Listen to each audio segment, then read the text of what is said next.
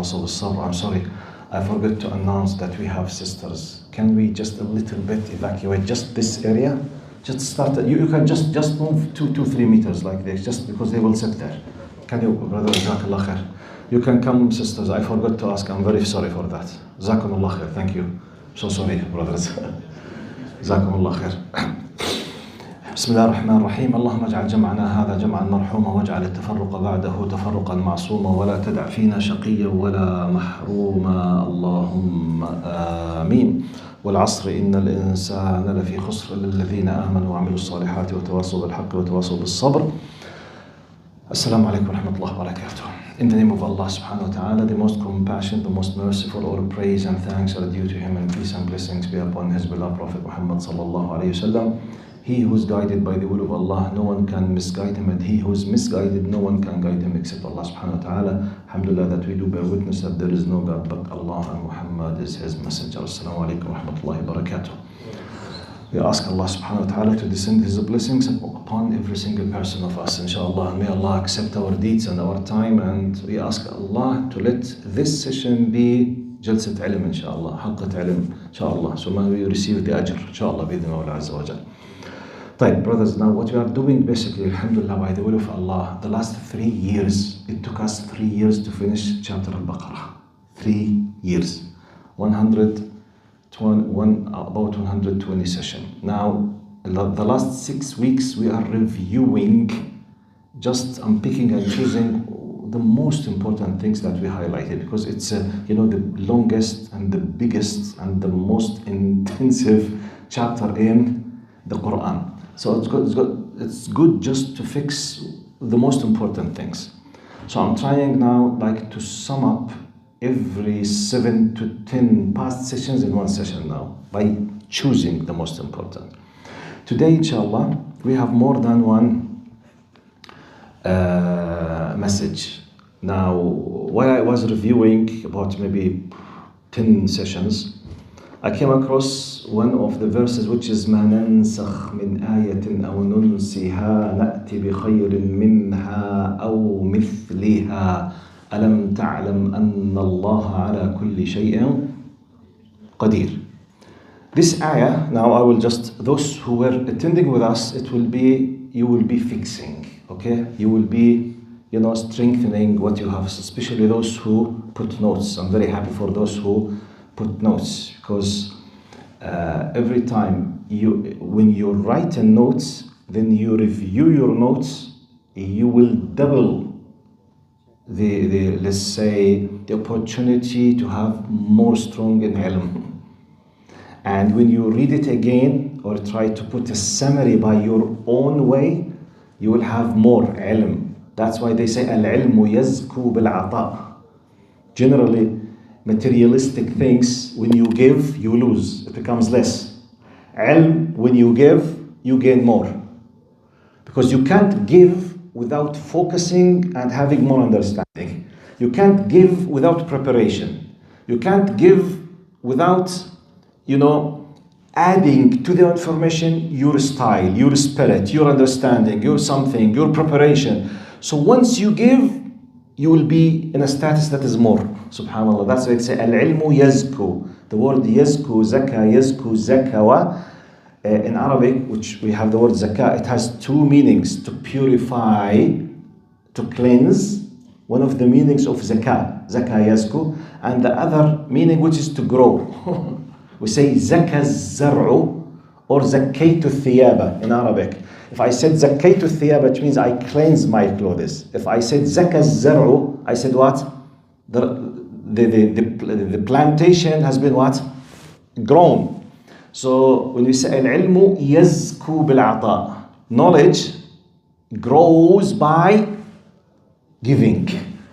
So you can't give if you don't write notes. Don't just keep listening, just write notes. Go and make a review, make a summary, highlight, write your own style of the words, put some examples, keep thinking how to convey it to others. By this, you will become, inshallah, mashru' alim. You will be, inshallah, a promising scholar. Inshallah. This is the way, by the way, in a brief. Anyway. طيب, now ما ننسخ من آية أو ننسي. Allah subhanahu wa ta'ala says in Surah Al-Baqarah, if we ever abrogate a verse or cause it to be forgotten, we replace it with a better or similar one. Do you not know that Allah is most capable of everything? In the footnotes, Dr. Al-Khattab in his translation says the Quran was revealed over a period of 23 years. New rules were introduced when the believers were ready to accept and apply them. Replacing a ruling with another is called abrogation, nasakh. Okay? Now, for example, alcohol consumption was forbidden over 3 stages. We know that the very beginning, just don't يسألونك عن الخمر والميسر قل فيهما إثم كبير ومنافع للناس وإثمهما أكبر من نفعهما. The first stage, it was an indication, okay, that the harm is much more than, the benefits. Next stage, it was what? ولا تقربوا الصلاة وأنتم سكارى. Don't ever come to the prayer while you are drunk, which means technically you will not be able to drink except at night. Just after the Isha, before the Fajr. The last one, إنما الخمر والميسر والأنصاب والأزلام رجس من عمل الشيطان فاجتنبوه. That was the last one.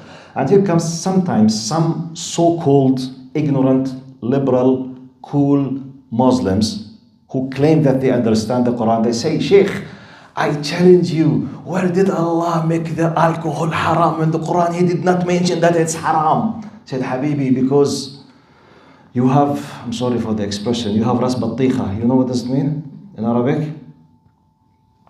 Anyway, untranslatable. Okay. Because the word ijtanibuh in Arabic, it means 13 doubles of haram. You know that? Yes. It's an exaggeration. At least tens.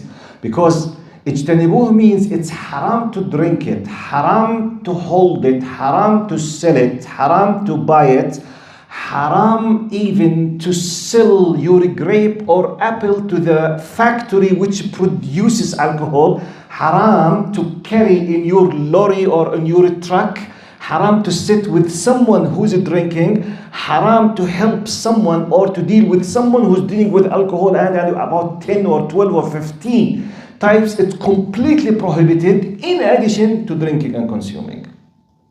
So those ignorants who say, where is the evidence that it's haram? They know nothing about Arabic language. I don't blame someone who does not understand Arabic, but an Arab Muslim who claim where is the haram without understanding Arabic language or the Quranic Arabic. Be careful.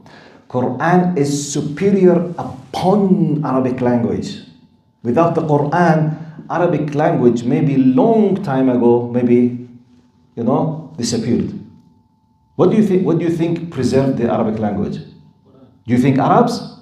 Arabs preserved Arabic language? But by the way, do we have Arabs who speak Arabic now? I'm speaking Arabic Fusha. Do we have? No. Most Arabs, they are not Arabs. If we mean by Arabs who speak proper Arabic, we don't have Arabs. Wallahi, the Quran, it's the Quran. So you need to understand the Quranic Arabic. طيب, what's the importance of this verse? Abrogation. Now, I will be highlighting or reminding those who attended with me this ayah in 2 levels, micro level and the macro level. Okay? The micro level, we need to understand that part of our Sharia, part of our deen, that Allah did test believers by giving rulings, then He changed them. Why? Allah decided. Very simple. Some of the aspects of this, some ulama, they call it the graduality or the steps, like the alcohol. Stage number 1. Now, do we have the ayah which says, وَلَا تَقْرَبُوا الصَّلَاةَ وَأَنْتُمْ سُكَارَى? Do not come to the prayer while you are drunk. Do we have it in the Quran? Is the ruling inside this ayah applicable? Is it applicable? Is it a ruling now? No. No one can use it now. We read it. It's part of the Quran, but the ruling what? Abrogated. But why important to understand this? Because if someone who is okay with good intention, he does not understand, she does not understand. He said, look, I want to follow the Quran.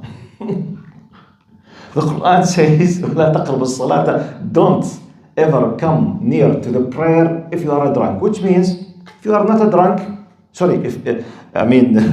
outside, as long as I'm not drunk while praying in the fard obligation time, I can drink.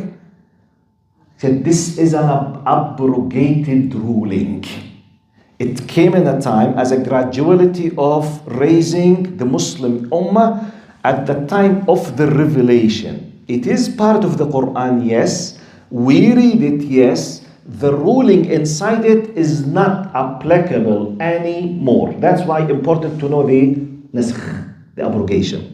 And why Allah subhanahu wa ta'ala said, مَا نَنْسَخْ مِنْ آيَةٍ أَوْ نُنْسِهَا. This is the micro level, which is the simple, small things. طيب. اللهم صل على سيدنا محمد. The macro level now. Great. Now, Islam itself came to abrogate what? What? Past, like. Yes, Jazakallah khair. The past, the latest, revealed Sharia from Allah, which is Christianity, Judaism, Abrahamic faith. By the coming of Islam, which means in Islam, no one can say, look, is the Torah the book of Allah? Imagine, just theoretically, hypothetically, for the sake of argument. If someone believes that the Torah still does exist, we believe that it does not, okay? But imagine that someone is holding this faith, and the Injil still does exist. Even if it does exist, without any kind of changing, it's not valid anymore. Because by the coming of the Quran and the Islam, everything is what? Abrogated. Nusakh, which means khalas. All the rulings inside it, if it's not mentioned in the Quran, which is the latest version, it's not valid anymore. This is the importance of understanding the concept of abrogation. But why? If you remember, just to make it simple to you, one of the examples I use, وَلِلَّهِ الْمَثَلُ الْأَعْلَى, just to make it simple, because sometimes some people, they say, some followers of other religions, they accused Allah when discussing this point with something called al-bida'. It's a very, very specific terminology in Aqidah called al-bida'. أي بدا لله شيء لم يكن قد بدا له. They say, hey, you mean when you accept abrogation as if you are accusing Allah that Allah was not have a latest understanding of proper thinking about what should be done. So as if he's like a human being, experiencing, then he updates according to the experience, which is a very false and funny things. But sometimes لِيُجَادِلُوكُمْ, just to keep arguing with you, just to keep what? Highlighting some doubts. The point is very simple. The example is like the following. Like now, it's a human example. It's not applicable 100%, but just to make it simple and easy. Those who invented the Microsoft or the Windows, they designed something up to the moment, if those who are above 30 years or more, you remember Windows 95, which was the first version of Windows 95. I worked many years in Windows 95, okay, 30 years ago. I did whole of my PhD on Windows 95 and Microsoft at that time. At that time, for us, Windows 95 was the best of the best of the best of the best. But few years later, Windows 2000. It was a mind-blowing at that time. Once once Microsoft released the 2095, even if you want to use it, your computer, the new programs, they are not compatible. You can't function. It does not work. Even if you want, everything will start. Stop. You can't. Few years later, you will have new, version of Windows. Now we have Windows what? The personal. 11? 11, I think, huh? Yes. Which means, you do the latest. Now, we accept the latest as the best. We as human beings. Is it something strange or weird? No. What is the resembling? Simply, Allah, as if, I'm just making simple. Allah was dealing with humanity like a child. Humanity. This child used to be in need for a certain amount of regulations and knowledge. He revealed to them what they need. More experience, more knowledge, more complications, more new what? Sharia. Be careful. Not a new religion. Focus on that. When we say inna ad-deena 'inda Allah al-Islam, the most important thing that has no abrogation, no changing, faith, values, and news, no changing. From day one, Adam is the father of a human being. Adam is the father. There's no abrogation in that. Okay? From day one, Allah is one. Allah is one. There is no Darwinism in faith. There is no graduality in faith. Because human beings are still a little bit immature. So, we will accept for them to have polytheism. Let them worship multiple gods. Later, we will upgrade them to one God. No. From day one, full version of rightful faith. No change. Values. Same. News. That Allah subhanahu wa ta'ala, for example, created heaven and earth in 4 days or 6 days, 7 days. No abrogation. Nothing. That just news, akhbar, values, qiyam, faith, no change from day one. The change is just in the rulings, teachings, in shara'a, in the technical applications, which we call it sharia, and in English they call it law. In Hebrew they call it Torah. وَلِأُحِلَّ لَكُمْ بَعْضَ الَّذِي حُرِّمَ عَلَيْكُمْ وَلِأَضَعَ عَنْكُمْ إِصْرَكُمْ وَالْأَغْلَالَ الَّتِي كَانَتْ عَلَيْكُمْ. Isa alayhi salam, when he came to change some of the very strong restrictions upon the children of Israel. Muhammad sallallahu alayhi wasallam, when he came, he was in the Quran asked to tell the people that I came to modify and to make it easy for you and to change. This is an abrogation in rulings. So this is the whole idea of the abrogation. So when you hear ما ننسخ من آية أو ننسها نأتي بخير منها, think immediately that you have two levels. Micro, which is like Al-Quran. We have many examples. I will mention some examples inside the Quran as Sharia for us. And you have the macro, which is between us and other previous Shara'a. Okay? Because all of them, they are one religion. As Muslims, we believe that there was just one religion by Allah. And different what? Shara'a. Different technical applications, which is the one that the abrogation is applicable on it. And Allah, changes from a nation to a nation. We fast 30 days. X nation used to fast 40 days. X nation used to fast 50 days. We fast from dawn to sunrise, from the dawn up to the sunset, and it's prohibited for us food, drink, and the sexual intercourse between married couples. Others just fasting from such and such. Change, no problem. It's by the will of Allah. Why, when, how? Sometimes Allah is punishing some people. Sometimes rulings, it's not just regulatory regulations. No, it's punishment. إصركم والأغلال التي كانت عليكم. At a certain time, Allah was punishing some of the followers of the prophets because they misled themselves, they committed big sins. Allah was punishing them. Rulings of punishment. It was, yes, so changed. It was uplifted. It was deleted. It was abrogated. Yes. Yani, for your information, it's a very well-known example. Children of Israel, 3,400 years. 3,400 years. When Prophet Muhammad came, it was 2,000 years.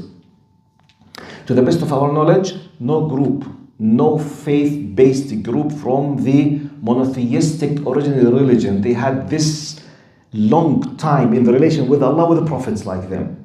So at a certain time, part of the very tough restrictions upon them has to do with the tahara, the cleansing, or the, let's say, ritual cleansing. We have physical cleansing and we have ritual cleansing. When we do wudu, for example, you are doing both. We have a ritual sha'airi, okay? And you have the physical, in case if there's any kind of dirt or any kind of blood or urine or something in your body, you will physically cleanse them, and you are doing a ritual act of worship. Now, for us, the three main big well-known najasat, impurities in Islam that known for us, which is the blood, the urine, the stool. This is the very well-known. And any part of a dead body from an animal or a human being. This is the most well-known. And when you vomit as well, but let's speak about the very well-known, okay? Blood, stool, and urine. In our Sharia, if you have one of these three, or you vomited, once you let the water comes on it, okay, for 1 or 2 times, and the substance itself disappeared, it's cleansed. Whether it's your hand, your face, your body, or your clothing, okay? In Judaism, at a certain point, if any part of najasa touches your clothes, even if you put the whole water in it, it will not be cleansed. Unless if you cut it with the scissor, literally, and you throw it, then you replace it with another piece, and you sew it. What? Yes, it was the rulings in Judaism. Which is, can you imagine how difficult it is? Can you imagine? Can you imagine you have buying a new jacket and you're holding your baby, then oh my God. 1 hour later, it's really difficult. It's a ruling, but it could have been a punishment. But it was a ruling. So why? We don't know. Allah subhanahu wa ta'ala decided, do this in this way. خلاص. لا حول ولا قوة إلا بالله العلي العظيم. But this is the most important things that we highlighted when we highlighted the concept of what? Nasakh. طيب. Next thing we did. اللهم صل على سيدنا محمد.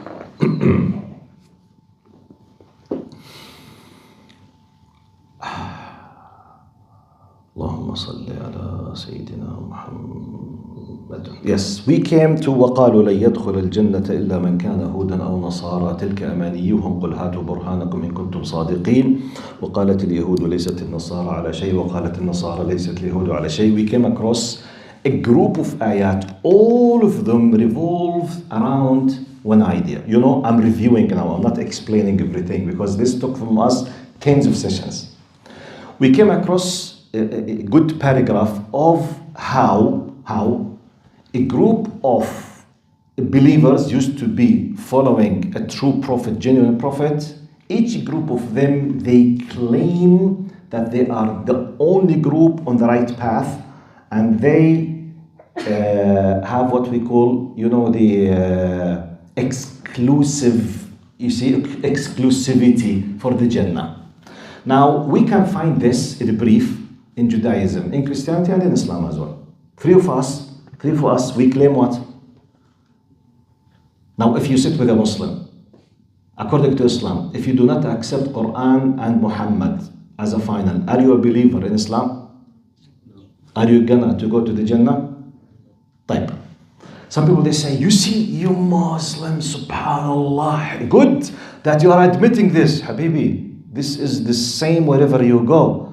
You go to any normal, honest Christian, ask him, if I don't believe in Jesus Christ as God's incarnation, and I don't accept Jesus Christ who was crucified on the cross as my Redeemer, am I in Christianity a believer? Am I a believer in Christianity? No. طب شو يعني? I'm a non-believer for them. So what's the difference? The same. Type. Go to Jews. If I was not born as a Jew, and I don't believe that I'm a Jewish and I am from the chosen people and I'm not from the children of Israel and I don't believe in Musa and am I a believer for them? No.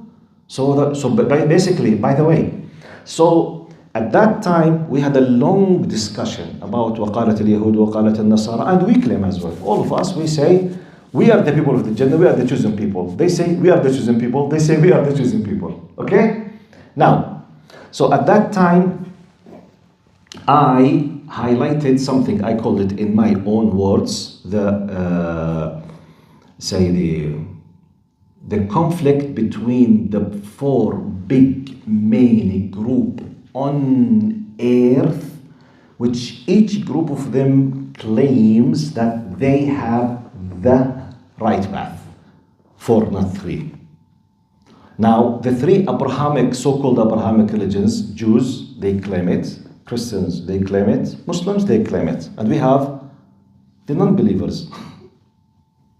Non-believers, they consider believers what? Backward people. Sit with a very person who's convinced completely. By the way, I'm talking about big umbrella of non-believers, which contains atheists, agnostics, liberals, secular, all of them. Now, if you come to a very tough atheist or a very tough liberal, for them, religious people, they are what? Very backward people, wasting their time in dreams, wasting their time. They don't work, okay? They don't believe in the liberal values of this materialistic world, and etc. So philosophically, we have 4 main groups on earth. Each group of them, they claim that they are on the right.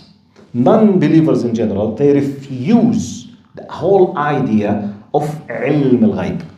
Generally speaking, when we speak about liberals, agnostics, atheists, materialistics, Darwinistic, generally speaking, it's not part of their interest by any way to speak about ghaib, angels, malaika, hereafter, afterlife. Is it or not? No, it's completely. So for them, life is what? This worldly life. So this is a general group. I'm not in specific. Jews, as we said, وقالوا لن يدخل الجنة. It's just. وقالت اليهود ليست النصارى وقالت النصارى ليست اليهود على شيء. So each group of them, and we have the same claim, by the way. 3 of us, we have the same type.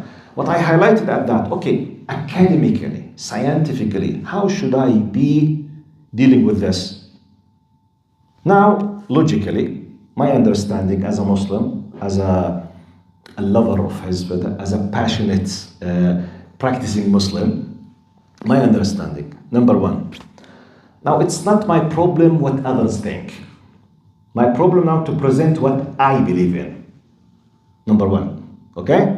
But just for academic reasons, we are just enlarging our spectrum of understanding how others think, because this will help us how to communicate with others. When you know that you share with him XYZ, it's good. You can have a common area. But do we share everything? No. I mean, by the way, those who claim that they are completely inclusive, I think they are not honest people. Because it's impossible to be completely inclusive. Impossible. How? Simple example. Can Canadians be inclusive completely in everything? Simple question. Can you accept all the people on earth to be Canadians? If those are who are eligible and they said 15 years, hardly to take the PR. Where is inclusivity? Seriously, I'm asking logically. Inclusiveness is impossible. No, I don't care who claim it. I care technically, is it possible? It's impossible. Impossible. Ethnically, it's impossible. The classes of the people in terms of the money, it's impossible. You can't include everybody in what you believe. It's impossible. Now, for us, as a group of faith on this, which we are about, let's say, more or less, we are about to be quarter of population on planet Earth. How do we look to this dilemma? The dilemma of who is right and who's wrong? How do you look at others? How do you view them? How do you address them? What do you say? Look, now, Allahumma salli ala Sayyidina Muhammad. Now, one of the great things that we highlighted that time is the following. Allahumma salli ala Sayyidina Muhammad. Number one, the first point that you start this discussion with anyone, لا إكراه في الدين قد تبين الرشد من الغي فمن يكفر بالطاغوت ويؤمن بالله فقد استمسك بالعروة الوثقى لا انفصام لها. The first rule, no compulsion in religion. The whole idea of discussion. Where do you start from? لا إكراه في الدين. No compulsion in religion. I'm not discussing it from political point of view now. Okay? I'm not discussing from, power and geopolitical point of view. I'm saying from faith point of view. From faith point of view, it is prohibited to force anyone to adapt a religion. Actually, if someone adapted the religion by force, it's not acceptable. He is not a believer. Because the main thing is your free will and your intention. If your free will and your intention are not there, your claim to be a believer is not acceptable. So no compulsion in religion. Type. Number two. Now, for us, we believe, according to the ayah, لا إكراه قد تبين الرشد من الغي.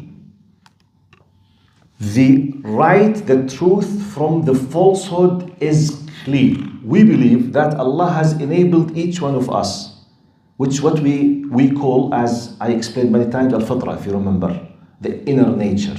Okay? The inside of us, كل مولود يولد على الفطرة. We've been equipped with internal device, which is called the inner nature, to realize the basic understanding of right and wrong and haqq and batil. Depending on that, then we have an added values. The power of intellect, you have the environment, the language, the power, the money, the education, they are in addition. But the base, we've been equipped in general to realize. It has nothing to do with the education. You don't need someone to educate you, even if you did not go to any school, even if you don't speak any language, to realize that if someone came without any reason and he slapped you in your face, that this is what?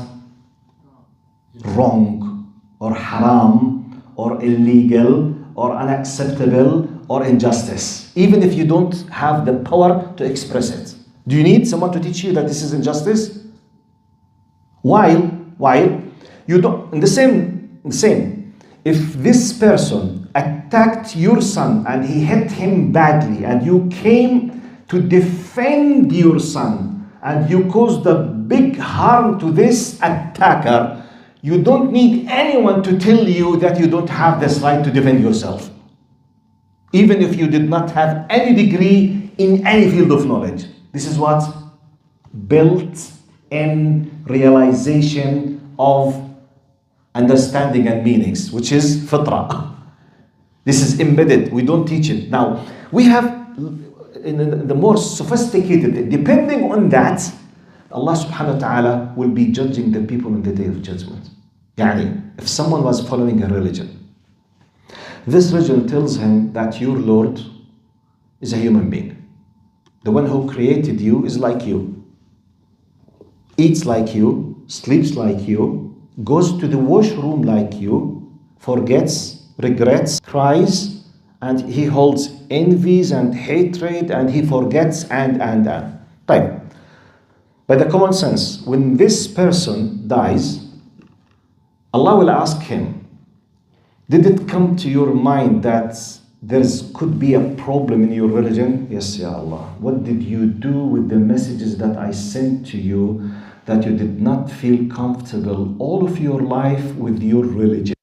And you were hearing that there is another version of religion which is 10 times better than yours. You had an idea and you refused even to think about it.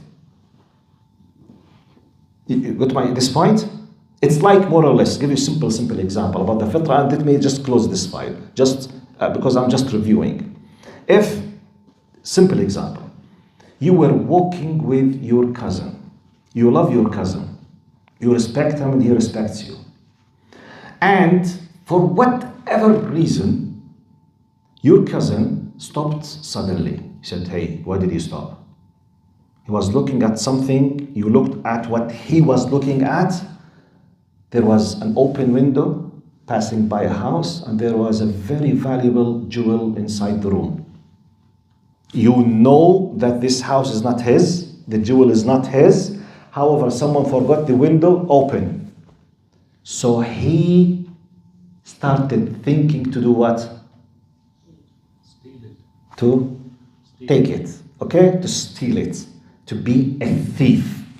So you told him, hey, please don't do what he said, don't interfere in my business. He said, please don't do it, I don't care. And he did it, and you were an eyewitness. Okay? Fine. Then he managed to escape with it. It was in your neighborhood. You know the people of the house. And you know the disaster they started facing by losing this amount of money because of this piece of jewel. And they were asking everyone, have you ever seen anything? And you were one of those whom they were asked, and said, no, I did not. Now, do you know who did it or not? Yes. Time. If they ask you to swear and you swear, and no one had any evidence about your cousin, and no one knew that you were an eyewitness, between humans, can you escape with it? Yes, definitely. You have already escaped with it. Khalas, file is closed. Now, when you stand before Allah, if Allah asks you, did you witness? Can you say no? Type. Yes, I witnessed, but I did not understand. You did not understand what? You did not understand what? Can anyone dare to say it? No. You understand it's a theft. You know it's a theft. You decided to close your eyes or to support him. You, God forbid from all of you, this person is a criminal. Period. That's it. You know, this simple example, this will be applicable on the fifth things. You will be asked. You will be asked. When you denied me as an atheist, let's take a simple example. Mr. Pharaoh. You know Mr. Pharaoh? You know? Very well known. By the way, he's a celebrity in our measurements. Mr. Pharaoh, he lived for years claiming he is what? God. قال أنا ربكم الأعلى. I'm your, transcendent Lord. ربكم الأعلى. طيب. Do you think Pharaoh himself did not know that he is not their Lord? Yeah, he knew. He knew, طبعا. The simple example I always used to use. Every time he goes to the washroom, he realizes that he's not God. Do you need more simple example than that? If you are God, stop this from your body, Ammi. Billahi alaykum, we, including myself and the first, if it's up to us, do you keep this as part of your life? If it's up to you to press a button and you delete your need to the washroom, who will hesitate a second not to delete it? Seriously. If you have the option to delete the possibility of to sweat as part of your body and to have any kind of bad smell, who will not do it? طب if you, Mr. Fir'aun, if you are God, at least do this مشان اللي خلقك يا زلمة. Just this one. Just do it. Enjoy life. Don't go to washroom. طيب, if you are, does he not know that if he's God, he can simply decide not to sleep, not to eat, not to drink, not to take rest, not to go to washroom, not to be in need of shower? He knows. So do you think Fir'aun, when he stands before Allah on the day of judgment, say, well, Allah, to the best of my knowledge, my point of view was, شو حبيبي best of knowledge? Point of view ايش يا حبيب قلبي؟ راح فين?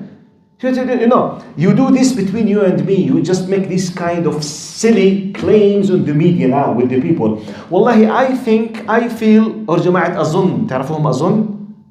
أنا أظن, أنا حاسس, or أنا حاسة, no, this is not the right explanation of the Quran. Oh la la. Okay, excuse me, Mrs. Hajjiyya. I mean, do you know Arabic أصلا?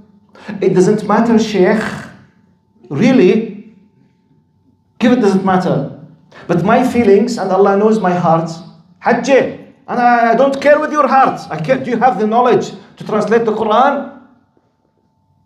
But does she know that she's making fun of? Yes, she knows. Yes, she knows. The same thing when we speak about the hijab, for example. As example for the sisters, is it a command of Allah? Yes, it's a like ayah. We are commanded to pray. We are commanded to wear the hijab. We are commanded to lower our gaze. We are commanded not to lie. The same thing. But you know, أنا لسه مش مقتنع Sheikh. I'm not convinced. You're not convinced in what exactly? Imagine if this is acceptable. Sheikh, don't push your daughter. Let her be convinced. Okay, don't push your son. Let him be convinced in prayer. Okay, let the population be convinced that zina is haram. Let them be convinced. If they are convinced, then they will stop committing zina. Okay, let them be convinced that alcohol is an obligation. It is prohibited. نعم? There's no religion. No religion. خلاص. Shara'i is finished. Who told you it's up to your feelings or to your convention? But the point. If I said, Wallah, I was not convinced. Then I was told that alcohol, it harms because it affects the power of intellect. Am I able to realize how harmful alcohol is or not? Yes. Yes or no? Yes. Even as an atheist. Yes. What is one of the most and main reasons of car accidents in the world? Alcohol. What is one of the most and main reasons of violence inside houses between husbands and wives? Alcohol. What is one of the main reasons for rape and sexual harassment? Alcohol. But this is, it's facts. If I said, Wallahi, I was not convinced it's haram. What? Excuse me? If that's the case, why all of your police, when they stop someone, they have this kind of test to know what is the level of alcohol in his blood and he will be having a ticket or will go to jail? Why? Because you realize it is what? Harmful. And it could cause someone to kill someone else. So, do I have the realization? Yes. By the device of fitrah. This is one of the most important things. Okay, we don't judge individuals. Yes. But we keep telling that this is the truth that we believe, and this is the evidences. This is a long story. It's another long story. And let me advise you something to close this file now just. Now, you can prove Islam in tens of ways. One of the most important, good, nice ways, I advise you to prove the prophethood of Muhammad sallallahu alaihi wasallam. That this is a prophet. Okay? Another way to talk about scientific miracles of the Quran. In this time, Quran 6,348 verses, about 94,000 words, 114 chapters. They were revealed in the span of time of 23 years. This 6,300 verses, they contain about 1,000 ayah, contains what we know now as applied science. It's not a book of science, but however it contains scientific indications. So it's good in your age, with your English language, to read about scientific miracles in the Quran, just to keep the people be aware. If Muhammad, this book, the age of this book is 1,400 years. Forget me. Ask yourself, where did Muhammad bring this knowledge from? Just if you don't have an answer, please reconsider the possibility that this book is from Allah. Please. This is one of the best ways to approach the people about the truthness of Islam. And I'm sorry for those who hear this story 1,000 times, but because I witnessed a lot of new faces, very quickly I'll mention it. Richard Varley, very quickly. Richard Varley, he became a Muslim about 40 years ago. He was a police in the British police, and when he, about 97, there was a marching by Muslim against someone who was attacking them. It's a long story, but to make long story short, he was a police person who was asked to take care of the streets of London in 1979, 80, 81, 82. This story happened. So he was asked just to take care of the Muslim demonstrations in the street at that time against someone who was attacking. It's called Satanic Verses by Salman Rushdie. It's a long story. So Richard Varley, he was a colonel in the anti-terrorist department of the British police at that time. So he wanted to know what kind of a group of people Muslims are. He has double major in his BA before he was enrolled in the British police, which was geology and physics. So he started reading the Quran. This happened 1979, 80, 81, 82, because he kept reading 3 years. He started 97, 79, and he became a Muslim in 82. So this is a great example just to fix the idea in your mind, how to present Islam as long as we believe it is the truth. So he said, he came across قول الله تعالى أولم يرى الذين كفروا أن السماوات والأرض كانتا رتقا ففتقناهما وجعلنا من الماء كل شيء حي. Have the non-believers not witnessed that heaven and earth, they were one mass and we split them into pieces? One of his two majors is physics. He said, look, this ayah is describing exactly what we know now in our terminology, the Big Bang Theory, which was discovered just about 100 years ago. But how come this 1400 years ago is talking about something no one was aware about it? He kept reading. He came across قول الله تعالى وَالسَّمَاءَ بَنَيْنَاهَا بِأَيْدٍ وَإِنَّا لَمُوسِعُونَ. We, it's the majestic we, نون العظمة. وَالسَّمَاءَ بَنَيْنَاهَا بِأَيْدٍ. We have built the universe with might, with great power, and we are still expanding it. Expanding, present continuous in the Quran. لَمُوسِعُونَ. We have built and we are still expanding. He said, wait. He said, Richard Hubble, in his telescope 110 years ago, was the first person in humanity who said that the universe is expanding. Just 100 years. How did this book know that the universe is expanding? Second one. Third one, that was the last one.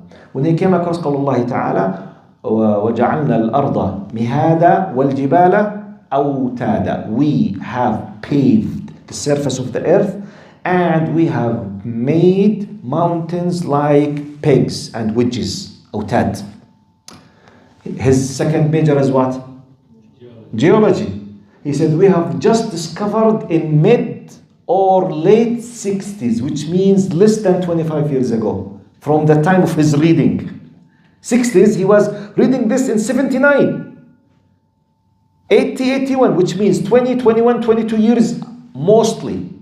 He said, we have just discovered late 60s or mid 60s that if we have a cross section of the surface of the earth with the mountains, you will discover that most of the mountains, they are underneath the surface of the earth, which is a new discovery. People did not know. Like the iceberg, exactly. You know, most of the iceberg inside the water, and you see the tip, it's just less, which is 10%, 15%. Say geological facts. Then he came up with this conclusion, which is, I'm quoting him literally now, to the best of my memory. He said, after understanding this verse, I came up with the conclusion that this book is impossible to be but from a divine being. Period. Because he was just reading, he has no idea about Muhammad sallallahu alaihi wasallam, no idea about the history of Islam, nothing, just the book, the Quran. But this Quran is 1400 years. How come 3 verses? And by the way, if you want to hear the story from his mouth, in 2015 or 14, which is about 10 years ago, there is a YouTube channel. It's called 3 Verses Changed My Life. Richard Varley. I'm giving you this example because now we are who's right, who's wrong. We believe you are right. So what's the evidence? تفضل. Think about it. Just think about it. Just think. We are dua. We call the people to the hidayah. If you can oppose it or disprove it, throw it. By the way, this is a Quranic way. قل إن كان للرحمن ولد فأنا what? أول العابدين. If you can prove to me, to my fitra, to my aql, that Allah has a son, I would be the first worshipper of this Son of God. Prove it to me. Convince me with it, if you can.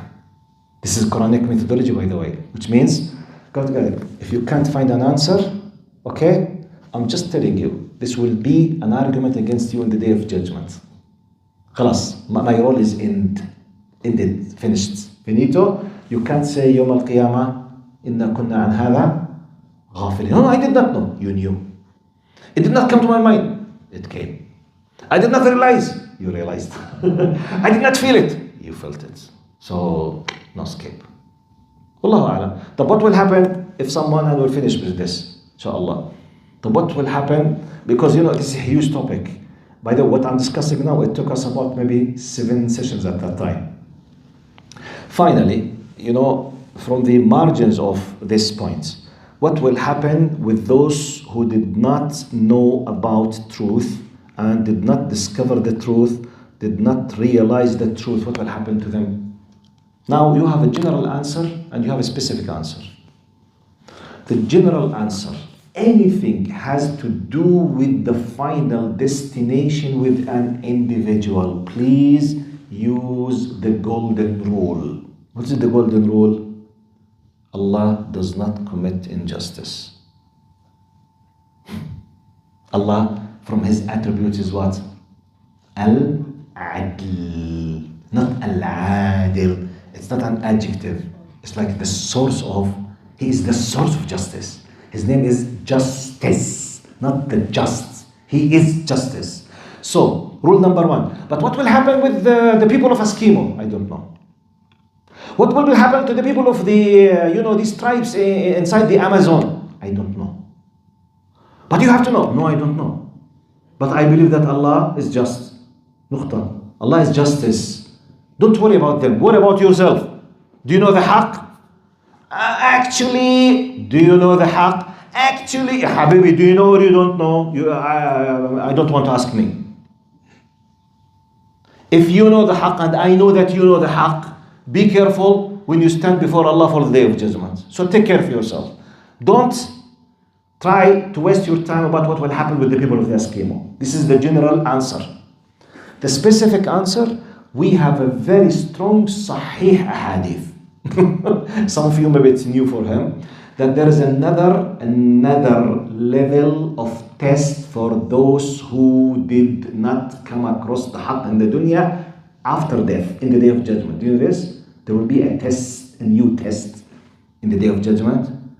But ya Sheikh, they have already passed away and they discovered the akhirah. Yes, and they will be tested. What? Yes. Which is mind-blowing. This is the hadith, and I will finish with this. Prophet Muhammad ﷺ was asked in some context about al-rajul al-harim, that, you know, about the very, very old person, or the crazy person, or the deaf, or the one who does not realize, he was not aware what's happening around him, which means it's a symbolic example about the one who did not receive the haqq, for whatever reason, which could be applicable to millions of people now, living in somewhere east, west, north, south. The media is brainwashing them. They refuse the haqq because it did not reach them, or it reached them completely with the false, accusations. Okay, no problem. What will happen to them? They will be tested in the day of judgment. How? Now, when they come to the accountability, all of them simply, they will be saying, Ya Allah, we did not know the haqq. We are sorry, we don't know. True. They will be tested on spots. And the test is a mind-blowing one. They will say, okay, have you realized that there is hereafter? They say, yes, we are in the hereafter. What do you want more than that? Type. Your tests, they will be asked to throw themselves in Jahannam. What? قال فيقال لهم ادخلوا. They will be asked, get yourself into the hellfire. قال فوالله من دخلها لن يدخلها وسيدخل الجنة. And when he said حاضر يا Allah, he started to throw himself, he will go to the Jannah. And anyone refused, he will go to the Jannah. He will go to Jahannam. What? Yes, a new test in the day of judgment. Which means, okay, you are witness, because some people, معقول, يعني معقول. Yes, معقول. Is it possible? Yes. Why it's not possible? Why? Why would you think? But they have witnessed, and the malaika, they are talking with them. Yes. Mr. Iblis, who was talking with him? Seriously? Allah. قال يا إبليس. Allah was talking with him, but he refused. He was with the angels in the Jannah. He was eyewitness. He refused. لا حول ولا قوة إلا بالله. So the idea is not, because some people refuse. Yes, we refuse. لا إله إلا الله. طب it's not my problem يا حبيبي. I'm not in charge of them. يعني don't look at me. It's their problem. It's their what? Problem. So, okay, in conclusion, one of the most things that I keep repeating in this dars and other durus, the fact that the haqq and the batil are clear does not mean the people will follow it. Please be careful about this. Because some people, they say, they don't know. Who told you that when they know, and if they knew, necessarily they will follow the haqq? Abu Jahl, do you think he did not know the haqq? Abu Lahab. Forget, Iblis is the best example always, ever, the best example. Was Iblis an atheist? No. Was Iblis an agnostic? Was Iblis a liberal, secular feminist? Seriously, he was not. No. By the way, he was completely aware that Allah is the creator, and Allah is the one who deserves it, and everything, all the items in our faith, it was completely clear to him, yet he refused. Iblis's problem has nothing to do with ignorance, unaware, not understanding, not clear. No. He refused. That's why the rejection is called kufr. Denial and rejection. Allah subhanahu wa ta'ala yarhamana bi rahmatih. Now at least, basically this is the most important, points that I highlighted between lesson 37 and lesson 44, about 2.5 years ago. Wallahu a'lam. So see you next week. Jazakumullah khair. Assalamu alaikum wa rahmatullahi wa barakatuh.